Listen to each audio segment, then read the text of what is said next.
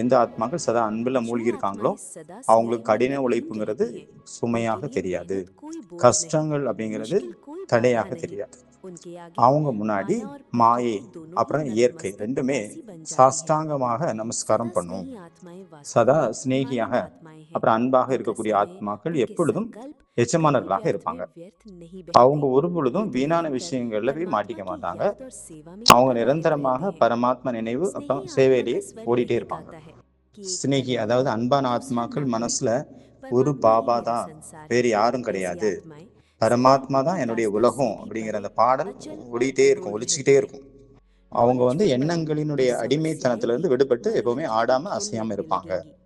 Knowledgeful ஆகுங்க. அப்பொழுது பிரச்சனைகள் கூட பொழுதுபோக்கு விளையாட்டாக தெரியும். ஏன்னா எங்க ஞானம் இருக்குமோ, ஞானம் மற்றும் அன்பினுடைய பிரகாசம் இருக்குமோ, அங்க இருள் வர்றதுக்கு தைரியம் கிடையாது.